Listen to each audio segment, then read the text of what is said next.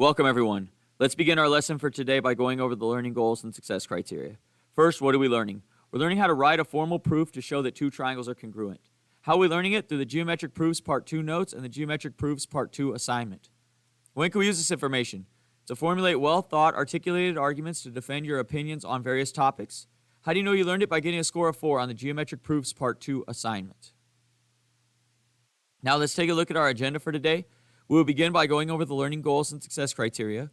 While we do that, you'll fill out your Get It Started. Once you've completed your Get It Started, we'll go over it together and answer any questions that you may have. After that, we'll go over the Geometric Proofs Part 2 notes, and then I'll give you time to complete the Geometric Proofs Part 2 assignment on Desmos.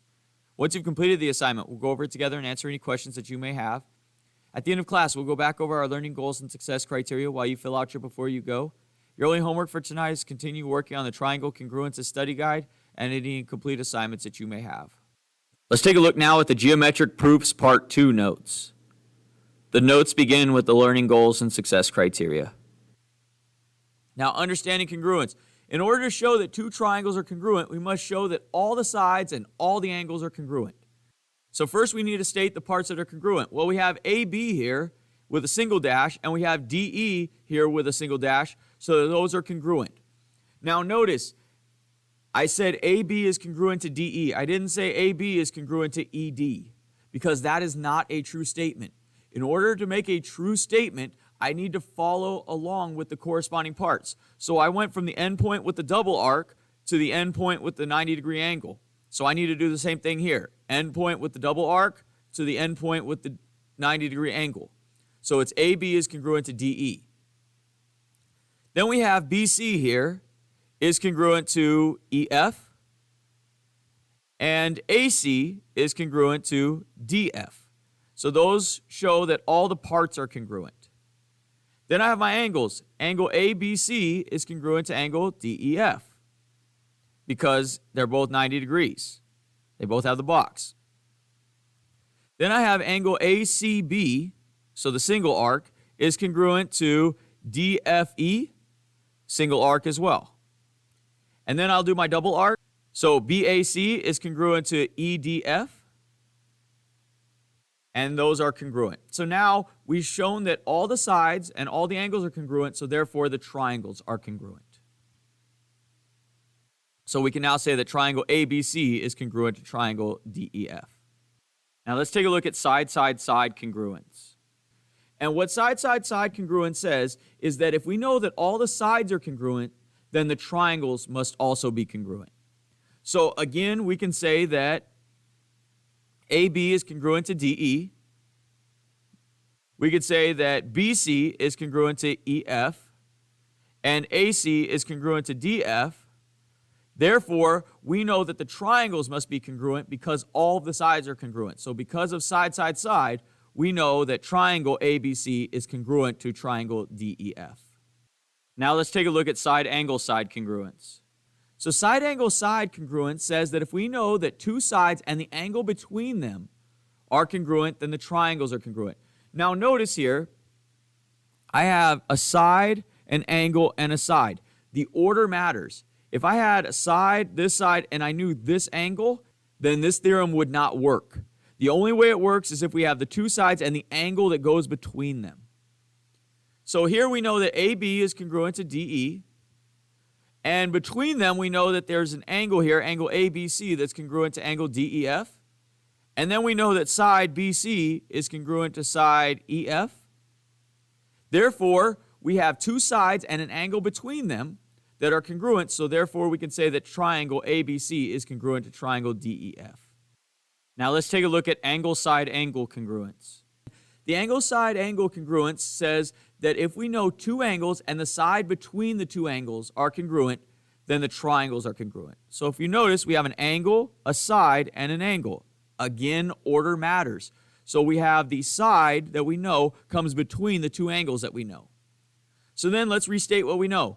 Well, we know side AB is congruent to side DE. We know angle ABC is congruent to angle DEF.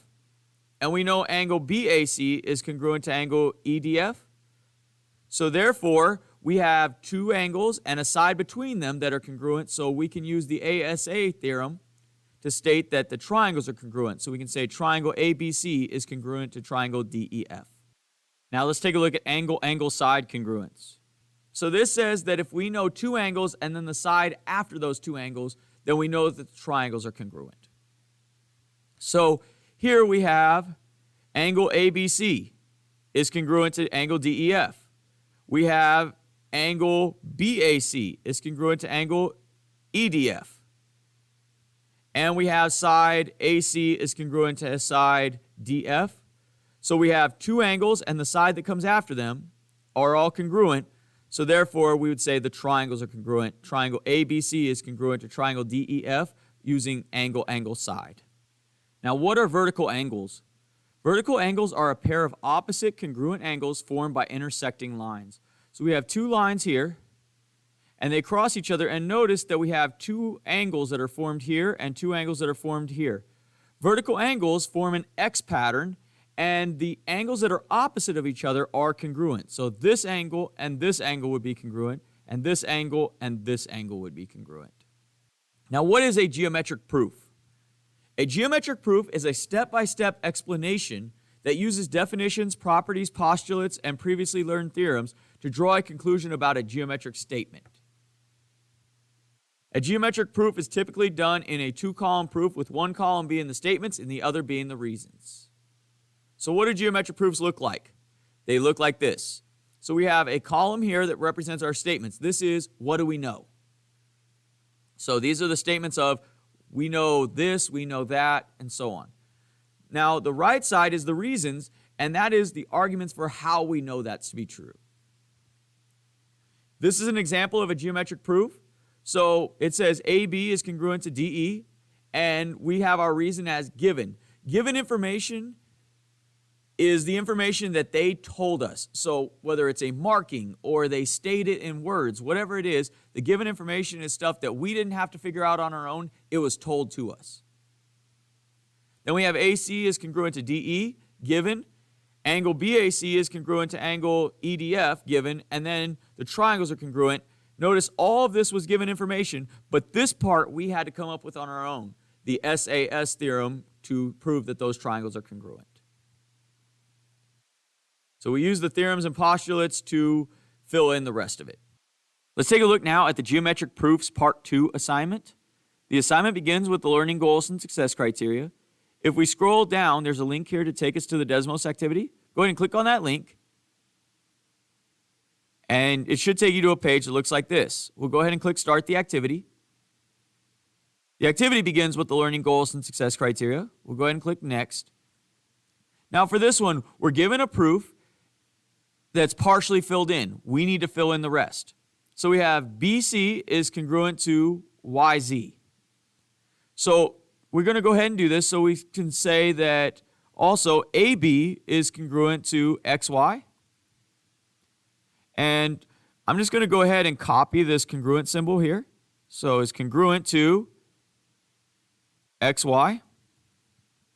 And that is given because they have the markings. And then we also know that this side and this side are congruent. So we can say that AC is congruent. Again, I just copied and pasted this. AC is congruent to XZ. And that's given. Now, BC was congruent to YZ, and that was given as well. And we can check each of these steps. So the first one, we can check the step. It says AB is congruent to XY, given. And it shows us that's right.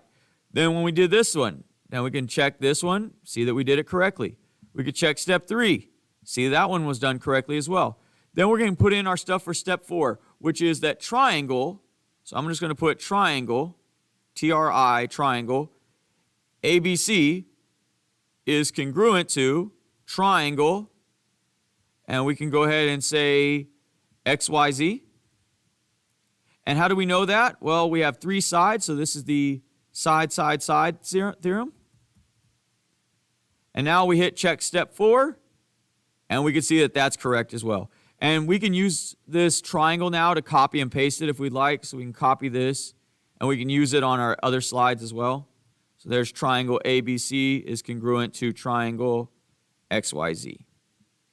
And then we'll move on, and we'll do that for each of these. So we're given different triangles, and we're going to state what we know and how we know it. So you'll do that for each of the remaining ones. Now let's look at slide 6 here. So it says AC is congruent to EC, right? We know that's true. So we'll copy this again. AC is congruent to EC. And that's given information. We'll hit check the step. We can see that that's true. Then we have angle ACB. So ACB is congruent to angle ECD. So this angle and this angle are congruent. Well, there's no markings, so it's not given. So how do we know that? Well, we should notice that this forms an X shape here. So anytime we have an X shape, we know that by vertical angles, the opposite angles are congruent. So we could say that these two angles are congruent because of vertical angles. So I'm going to type in vertical angles theorem. We hit check step 2. We can see that that's correct. And then we'll fill in the rest of the proof. So we'll state that BC is congruent to DC by given, and then we can state that the triangles are congruent. And then we'll finish this up on slide 7. And then when you're done with this activity, you'll go ahead and go back to your Google form and click next. This will take you to your before you go. Go ahead and fill out your before you go, and then submit your work on Google Classroom.